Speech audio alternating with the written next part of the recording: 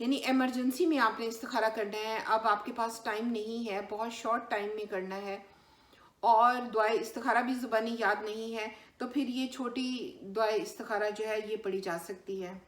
और ना ही कभी अनऑथेंटिक लोगों की वीडियोस देखें और जिनमें अहादीस के हवाले नहीं हों। मोस्टली लोग कहते हैं कि अगर हम दूसरों से इस्तिखारा कराएंगे तो वो ज़्यादा अच्छा इस्तिखारा कराएंगे, फ़लाँ नेक इंसान है, फ़लाँ मौलवी है, और मोस्टली हमारे जो हैं वो मौलवियों से या बुज़ुर्ग से या नेक इंसान से इस्तिखारा कराते हैं। हालांकि हम दुआ इस्तिखारा को देख लें तो उसमें टोटली वो डिफरेंट है, वो पर्सन अपने लिए दुआ कर रहा है, तो वो आप। बिस्मिल्लाहिर्रहमानिर्रहीम, अस्सलाम वालेकुम। आज हम बात करेंगे इस्तिखारा पर। इसके बारे में हमारे माशरे में बहुत सी मिसअंडरस्टैंडिंग पाई जाती हैं, गलत फहमियाँ पाई जाती हैं, और हालत तो यहाँ तक पहुँच चुकी है कि हमने मसनून तरीक़ों को छोड़कर गैर मसनून तरीके इख्तियार करने शुरू कर दिए हैं। तो मसनून तरीके से मुराद ये है कि जो जिस तरह नबी करीम सल्लल्लाहु अलैहि वसल्लम की सुन्नत है, अगर हम वो तरीका इख्तियार करेंगे तो अल्लाह के यहाँ कबूल होगा, और अगर हम वो तरीका इख्तियार नहीं करते हैं तो फिर वो अमल कबूल नहीं होता है। और आज हम देखते हैं कि इस्तिखारा जो है वो हम दूसरों से कराते हैं खुद करने की बजाय। हालांकि मसनून तरीका ये है कि खुद करें, तो जब हमने दूसरों से इस्तिखारा कराने की कोशिश की है और दूसरों गैर मसनून तरीका, उसका कोई फ़ायदा ही नहीं है। दुनिया के मामले में जैसा कि हमारा रवैया होता है, बीमार होते हैं तो हम हमेशा एक्सपर्ट और मैक्सिमम ट्राई करते हैं कि किसी ऑथेंटिक डॉक्टर को, किसी अच्छे डॉक्टर को, स्पेशलिस्ट को दिखाएं। तो ये तो दुनिया का मामला, टेम्परेरी मामला होता है। दीन का मामला तो अब्दी और हमेशा के लिए है, तो इसमें भी बहुत केयरफुल रहें। कभी भी अनऑथेंटिक वेबसाइट से इल्म हासिल करने की कोशिश ना करें, और ना ही कभी अनऑथेंटिक लोगों की वीडियोस देखें और जिनमें अहादीस के हवाले नहीं हों।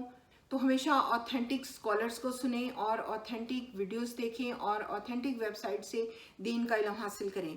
इस मामले में कभी भी गफलत और कोताही ना करें कि वीडियो ही है, देख लेते हैं, कोई बात नहीं है, मगर आपका नॉलेज हमेशा के लिए ख़राब हो गया। क्योंकि आधा इल्म जो होता है वो बहुत ख़तरनाक होता है, और अनऑथेंटिक इल्म जितना ख़तरनाक है, जितना आपकी ज़िंदगी को, दुनिया की ज़िंदगी को, हमेशा की ज़िंदगी को रुइंड कर सकता है।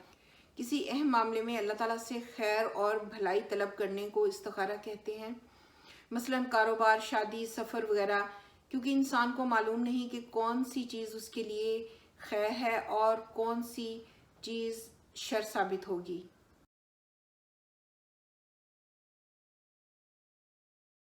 ए अल्लाह, बेशक मैं तुझसे तेरे इल्म की बदौलत खैर तलब करती हूँ और तेरी कुदरत की बदौलत तुझसे ताकत मांगती हूँ और तेरे फजल अजीम की तलबगार हूँ। बेशक तू ही कुदरत रखता है और मुझे कोई कुदरत नहीं। इल्म तुझ ही को है और मैं कुछ नहीं जानती, और तू बेशक तमाम पोशीदा बातों को जानने वाला है। और ए अल्लाह, अगर तू जानता है कि ये काम जिसके लिए ये इस्तिखारा किया जा रहा है मेरे दीन, माश और काम के एतबार से मेरे लिए बेहतर है, तो इसे मेरा मुकद्दर कर दे और इसको मेरे लिए आसान कर दे। अब दुआ से भी मालूम पता चल रहा है कि ये जो भी पर्सन कर रहा है वो अपने लिए कर रहा है, यानी वो मामला किसी और पर्सन का है, और दुआ में वो अपने लिए खैर तलब कर रहा है और अपने लिए बरकत। इस मामले में जो मेरे लिए खैर है, तो वो मामला ही उस पर्सन का नहीं है, किसी और का है। तो किसी और से किसी सूरत में भी इस्तिखारा नहीं कराया जा सकता है। और यही गलत सोच है हमारी, गैर मसनून तरीका इख्तियार किया है हमने, तो इस्तिखारा सेंटर बन गए हैं, तस्बीह घुमाकर इस्तिखारा किया जाता है। मतलब पैसे कमाने के ज़राए लोगों ने बना लिए हैं, उससे सिर्फ लोग पैसा कमाते हैं या अपने मुफादात गेट करते हैं, इसके अलावा उससे कोई फ़ायदा हासिल नहीं होता है। वो अमल ही जब गैर मसनून है, सुन्नत के अकॉर्डिंग नहीं है, तो उससे आपको कोई खैर और भलाई नहीं मिलेगी। यानी वो इस्तिखारा कराना ही फजूल और बेकार है। इस्तिखारा खुद करें, क्योंकि दुआ के अकॉर्डिंग इंसान अपने लिए मांग रहा है। और जैसा कि मैंने इसमें डिटेल से बता दिया है कि अगर आपको दुआ भी याद नहीं, यानी छोटी दुआ भी कर सकते हैं और उसके ज़रिए से भी अल्लाह ताला से खैर और भलाई तलब कर सकते हैं, और वो भी सुन्नत से साबित है, उसका हवाला भी साथ, रेफरेंस भी दिया हुआ है।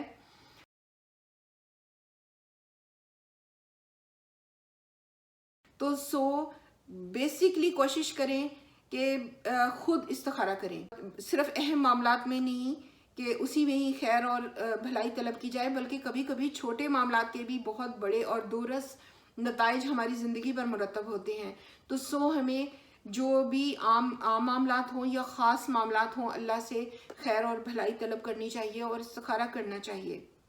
اور یہ بہت اچھی اور گریٹ اپرچونٹی ہے ہمارے لیے اللہ تعالیٰ سے خیر اور بھلائی طلب کرنے کی۔ پھر 2 کاموں میں سے ایک کو اختیار کرنے اور ایک کو چھوڑ دینے میں اللہ تعالیٰ سے مدد طلب کی جاتی ہے، اور یا پھر ایک ہی کام میں اگر انسان کنفیوزڈ ہے کہ اس کو کرنا چاہیے یا نہیں کرنا چاہیے، تب بھی استخارہ کے تھرو اللہ تعالیٰ سے مدد حاصل کی جاتی ہے۔ سیدنا سعد ابن وقاص رضی اللہ تعالیٰ عنہ روایت کرتے ہیں کہ رسول اللہ صلی اللہ علیہ وآلہ وسلم نے فرمایا، اللہ تعالیٰ سے استخارہ کرنا اور اس کے فیصلے پر راضی ہونا انسان کے لیے خوش بختی، اور اللہ تعالیٰ سے استخارہ نہ کرنا اور اس کے فیصلے پر راضی نہ ہونا انسان کے لیے بدبختی کی علامت ہے۔ مسند احمد۔ نبی کریم صلی اللہ علیہ وآلہ وسلم نے فرمایا کہ اے انس، جب تم میں کوئی امر تردد میں ڈال دے تمہیں تردد میں ڈال دے تو اپنے رب سے استخارہ کرو اور 7 مرتبہ استخارہ کرو، پھر دل میں جو بات غالب آ جائے اسی میں خیر سمجھو۔ کسی خواب کا نظر آنا یا کسی آواز کا سنائی دینا ضروری نہیں، اسی طرح دوسروں سے استخارہ کرانا ثابت نہیں ہے، دوسروں سے مشورہ لینا سنت ہے، اور مشورہ لینا چاہیے۔ اس میں ضروری ہے کہ جو اس کام کا ماہر ہے، فار ایگزامپل آپ نے بزنس کے بارے میں استخارہ کیا ہے تو بزنس کے ماہر سے استخارہ کریں۔ اب اپنے کسی بزرگ سے یا کوئی بہت نیک انسان سے یا کسی مولوی سے مشورہ نہیں کریں۔ جیسے شادی کا معاملہ ہے تو اس سے ریلیٹڈ جو ایکسپیرینسڈ آدمی ہے، ماہر آدمی ہے، اس سے مشورہ کریں۔ اسی طرح اور زندگی کے معاملات ہیں تو جس معاملے میں بھی آپ نے استخارہ کیا ہے اس معاملے کے ماہر سے، ایکسپرٹ سے مشورہ کریں۔ جو مشورے سے کام کرتا ہے وہ نادم نہیں ہوتا، اور جو استخارہ کرتا ہے وہ نامراد نہیں ہوتا۔ نمازی استخارہ پڑھنے کا موقع نہ ہو اور جلدی سے کسی امر میں استخارہ کرنا ہے تو صرف دعائے استخارہ کافی ہے، اور اگر وہ دعائے استخارہ بھی یاد نہ ہو تو یہ مختصر سی دعا پڑھ لے، اللہم اغفر لی واختر لی۔ یعنی ایمرجنسی میں آپ نے استخارہ کرنا ہے، اب آپ کے پاس ٹائم نہیں ہے، بہت شارٹ ٹائم میں کرنا ہے، اور دعائے استخارہ بھی زبانی یاد نہیں ہے، تو پھر یہ چھوٹی دعائے استخارہ جو ہے یہ پڑھی جا سکتی ہے۔ استخارہ کرنے کے بعد نیک لوگوں سے مشاورت کر لی جائے، اور اس شعبے کے ماہر لوگوں سے، اگر وہ ماہر نہیں انسان مل رہا ہے، آپ کو کوئی ایکسپرٹ نہیں مل رہا، تو پھر نیک انسان، متقی اور پرہیزگار انسان سے مشورہ کیا جائے، نہ کہ اس کو یہ کہا جائے کہ آپ میرے لیے استخارہ کر دو، کہ ان کے معاملات باہم مشورے سے طے ہوتے ہیں۔